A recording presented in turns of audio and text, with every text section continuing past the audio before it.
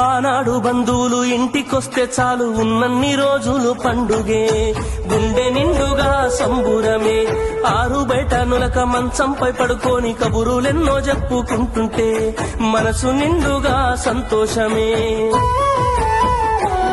వాళ్ళు తిరిగి ప్రయాణం అవుతుంటే ఇంకో రోజుంటే బాగుండనిపించి ఎక్కే బస్సు వచ్చి వెళ్ళిపోయేదాకా చెప్పులు దాచిన జ్ఞాపకమే. బరువైన గుండెతో బాధపడేది కన్నీళ్లతోనే సాగనంపేది, బరువైన గుండెతో బాధపడేది కన్నీళ్లతోనే సాగనంపేది. ఆనాటి ప్రేమలు ఏమాయరో, బంధాలు బంధుత్వమెటువాయరా. డబ్బు బంధాలే మిగిలేనురో, మనుషులే దూరమయ్యేనురా.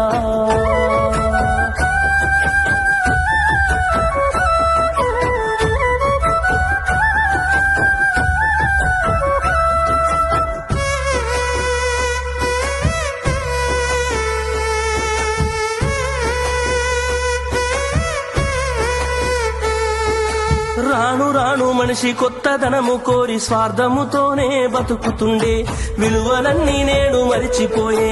అయిన వాళ్లతో అనుబంధమంటే మొక్కుబడులుగా మారిపోయే, రక్త సంబంధాల ఉనికి మంటగలిసే.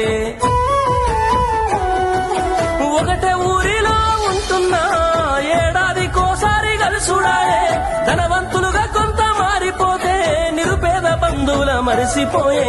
డబ్బున్న వాళ్లకు ఒక తీరు మర్యాద, నిరుపేద బంధువులకింకొక మర్యాద. డబ్బున్న వాళ్లకు ఒక తీరు మర్యాద, నిరుపేద బంధువులకింకొక మర్యాద. ఆనాటి ప్రేమలు ఏమాయరో, బంధాలు బంధుత్వమెటువాయరా. ఆనాటి ప్రేమలు ఏమాయరో, బంధాలు బంధుత్వమెటువాయరా.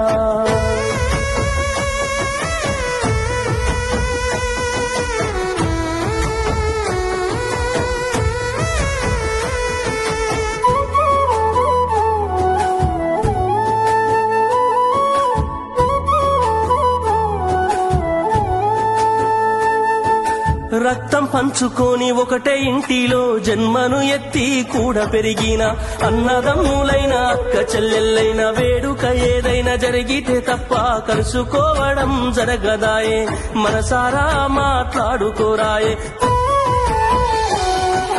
భోజనాలకు గంట ముందు వచ్చి పని ఏదో ఉందన్న సాకుతోటి మొక్కువడిగా భోజనం అయిన వెంటనే ఉంటామంటూ వెళ్లిపోవుడాయే. కనతల్లిదండ్రులను పలకరించే తీరిక లేని సంపాదనాయే, కనతల్లిదండ్రులను పలకరించే తీరిక లేని సంపాదనాయే. ఆనాటి ప్రేమలు ఏమాయరో, బంధాలు బంధుత్వమెటువాయరా. డబ్బు బంధాలే మిగిలేనురో, మనుషులే దూరమయ్యేనురా.